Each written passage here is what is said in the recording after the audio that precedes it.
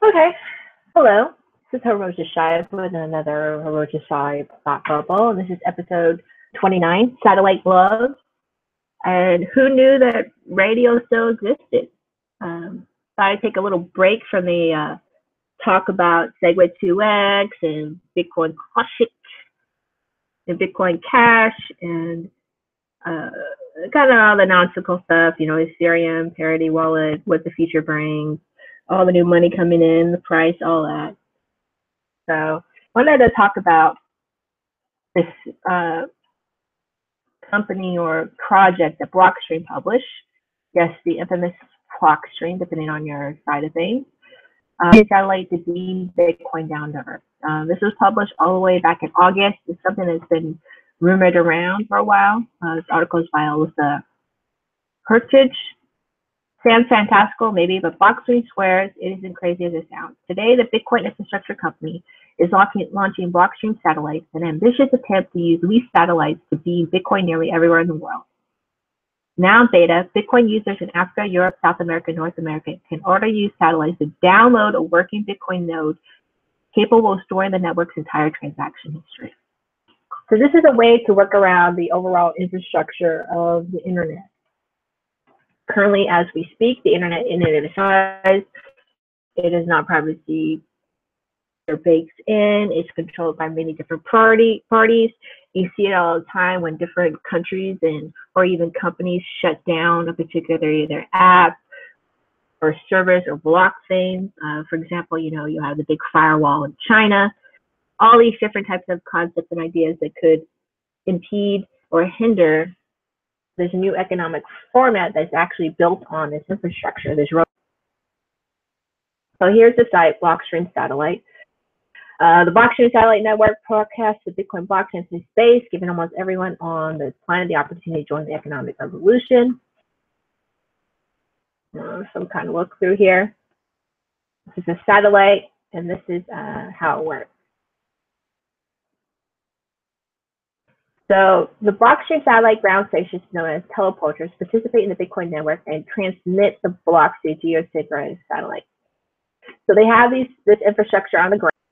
I'm thinking eventually anyone can put up, and we'll talk about this when we talk about DY satellites, they can put up this beaming infrastructure in any satellite that is positioned above them. They can transmit the information. So the geosynchronous satellites, geosynchronous satellites means it's kind of like at a fixed point and rotates along with the Earth within that kind of realm right here. Goes around and around. Like for example, over in New York, it'd be like basically over in New York constantly. Overing at an altitude of 35,780 kilometers or 2,236 miles. Thank you for doing that. Receives the signal from the Blockstream satellite, teleport, and broadcast across the wide portion of the Earth. Anyone in the coverage area with a small satellite antenna, so break out your old dish satellites, and an inexpensive USB receiver can receive these blocks and ensure that the node is always in sync. Additionally, Blockstream satellite teleports also receive blocks from the other Blockstream teleporters throughout the world to ensure that teleports themselves do not become partitioned. So they're sending and receiving signals. The entire satellite network forms a ring around the planet to ensure the Bitcoin network is stable throughout the world. And you don't actually need that many satellites to get this project working in itself, like overnight over the world. Let's go back to the menu. I'm getting started. This is how you can get started. To GitHub, let's connect to the project on the GitHub here.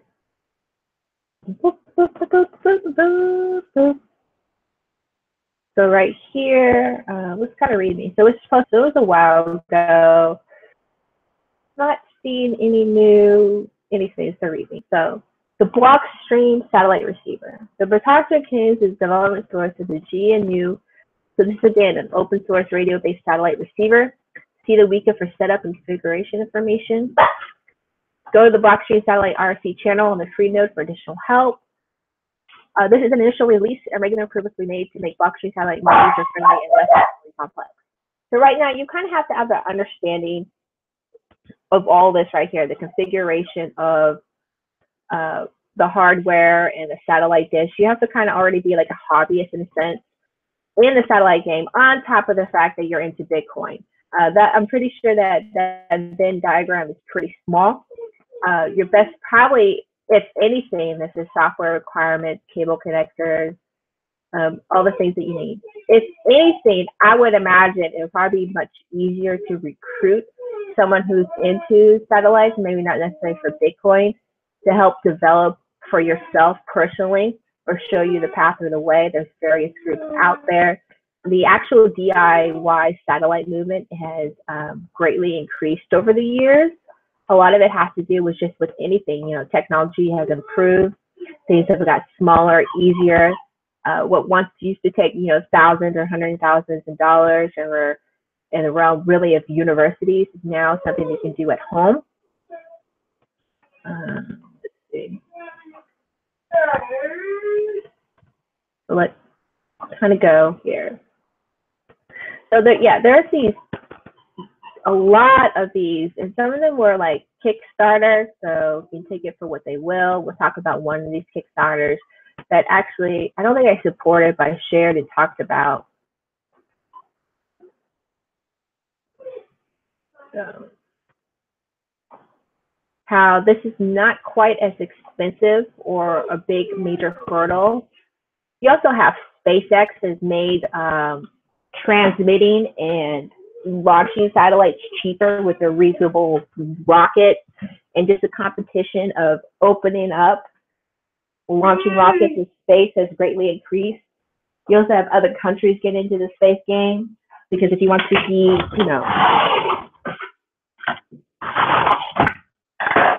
if you would like to be, you know, a global superpower, what you need to do is certain key things, you know, have a significant economic place and foothold, a little cachet, if you will, so like having a satellite or space programming on the checkbox, if you will, if you want to be playing with the big boys like USSR, Russia, China, you know, supposed to land on the moon sometime in the next couple of years, these type of deals, you have to get the satellite game. So you have a lot of countries that are emerging out of, I guess you could say, second world status and trying to get into the first world status, and they're developing their own rocket programs or space programs. And so there's a big push within the rocket game.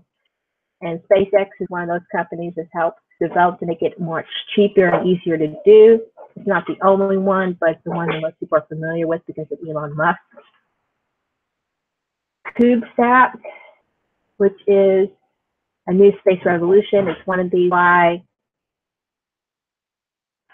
satellite companies out there that you can, as a hobbyist, put your own satellite out into space. You can do so for a relatively cheap price. They have, as you can see here, they have in France, they have a workshop going on. They have their own little magazine going on, conferences. It looks like this one right here, down here, already happened. But there's other sources besides just simply Blockstream for you to be able to build off and develop and do. So let's look at the developer resources. So the general environmental verification standards, you know, NASA's been in the game for decades now, so they kind of know what's up in space, what you need to do to order to get your, you know, satellite working. You can't just slap some cardboard and duct tape and make things going.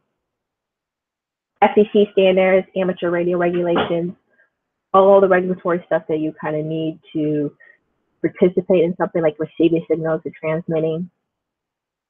This is a design, it's a couple years old. You have another one at the bottom here. So you can probably like almost 3D print this. You can order this. There's more information about it. This details, this is 2015. That's Outernet. But it's just one of many companies. This is CubeSat Kit. These are all like low orbiting satellites, which is what Blockstream is doing. It's not the big hunk Hubble satellites or even the cable satellite companies. You know, 8,000, 6,000, 24,000, 32,000. It's quite expensive, but if you think about what it is you're doing, you're putting an object in space. it is not readily that expensive. It's basically, a car, or, that roadster Tesla right here, this bottom right here.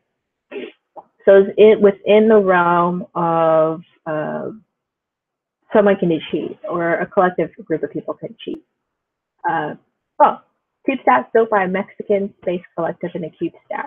So there you go. A lot of different companies. Brazil right here is getting into it. So there's another different options out there for you to create your own low orbiting satellite. Outernet. This has a big Kickstarter. Some people consider it a scam, but it does have a strong community. It has a store. You can find stuff about it on Amazon. You can buy this. A single board computer. This is a receiver, so you can receive satellite information. Right here, passive antenna.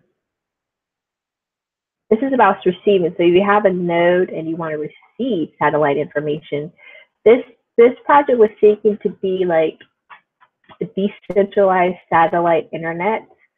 I don't think it quite achieved what it's seeking to do, but it's only been around for, I think, 3 years, if I'm not mistaken.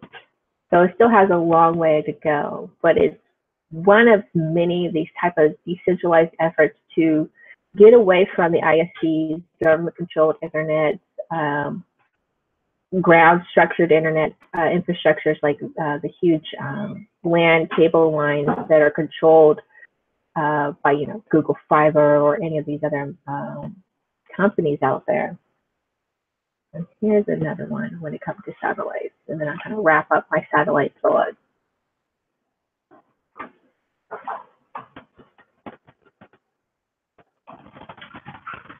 Here.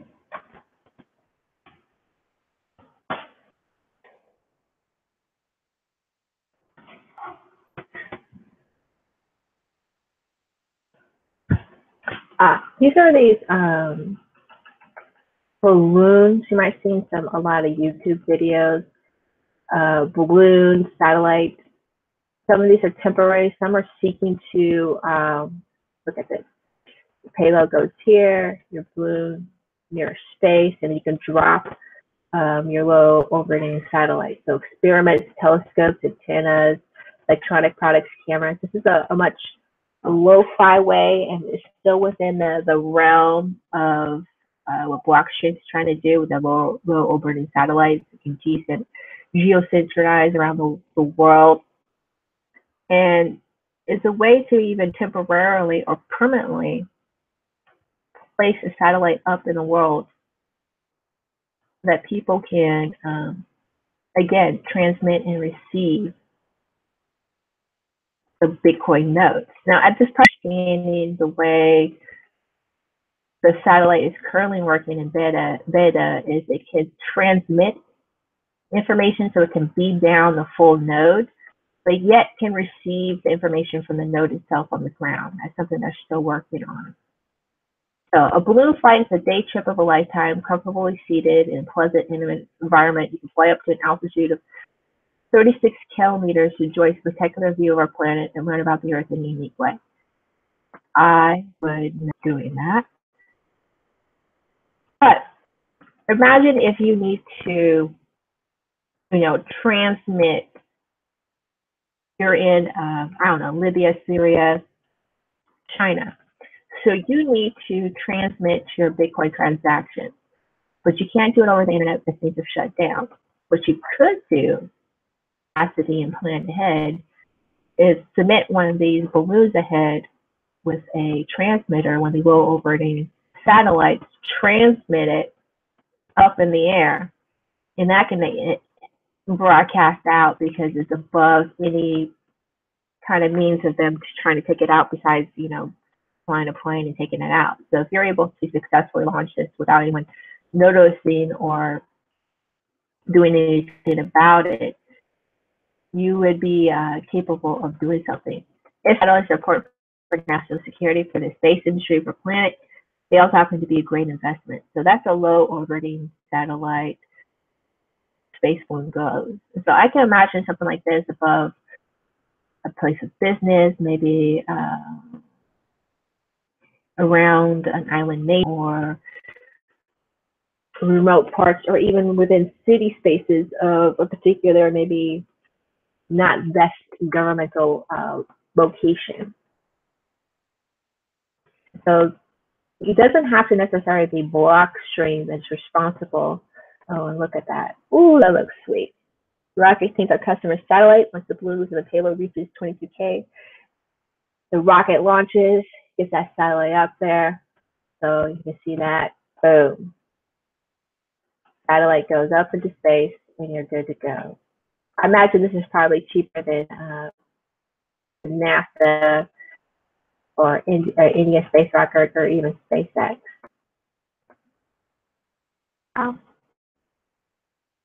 So there you have it, just wrapping my thoughts up. I know it got kind of shit on and I a little bit with the Segwit 2X debate going on with the fees issues, the fact that, things like Lightning Network, shorteners, signatures, confidential transactions. Atomic swaps has happened, but it hasn't been fully implemented as a wallet option or even integrated overall into the blockchain. That blockchain will be working on this. And I'm the person that you can do more than one thing. You can have more than one team going on. You can have more than one activity going on.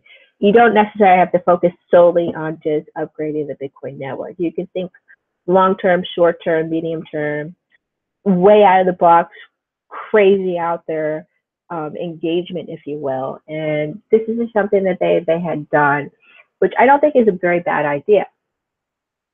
And I don't think people realize just how much the game, if you will, has upgraded when it comes to satellites, where it's just not one company doing it, because blockchain doesn't have the best reputation, currently speaking, or I should say has a mixed reputation within the space. And it's just another avenue, another way to make Bitcoin resilient, that censorship resilient economic platform for people to be able to transact and communicate with them any type of corporate, governmental, or even on a group level individualistic experience. Now, the other bit of news that kind of ties in with it, as it's just another avenue to make, Bitcoin more resilient, Bitcoin being able to be capable of transacting 24/7 without, even touching the internet in a sense. Not loading up. Is radio. So this happened like a while back. Called Crypto Radio. They shut down in 2016, but they're around in 2014. I think they came out of where they come out of. What Scandinavian country did they come from? Finland. Which literally broadcasts to the use of signals via radio, the blockchain. So here we go. So crypto was made in agreement with Digital for transmitting crypto radios in 2014. The continued broadcast in multiplex E, which covers 95% of the Finnish population. So basically what they did was they broadcast in Finland, it's in this setup right here, software receiver release, the Bitcoin blockchain through radio transmission. And if you think about it, the radio infrastructure is stronger than even, I would say, the satellite infrastructure currently is stronger than the mobile device infrastructure. There's so much information. Even mobile devices are built in with radio receivers. To transmit radio signals to broadcast the Bitcoin blockchain or even your transaction would make far better sense than, say, maybe a satellite broadcast, which takes, a little bit more equipment and a little bit more infrastructure. But here's a link to that. This is not the first time it's been done. But Nick Szabo, Mr. Smart contract.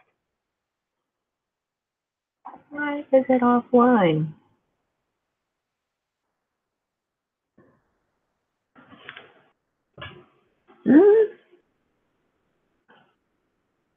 Let's go find it another way. Talked about this project that he's been working on. Week signal. Bitcoin. See if I can find another article.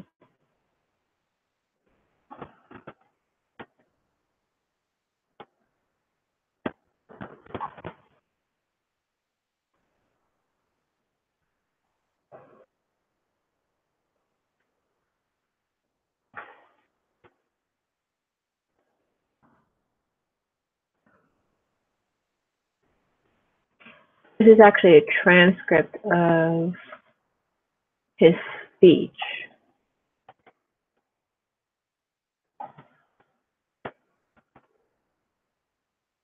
No, I don't want no BitConnect. When did BitConnect start doing news?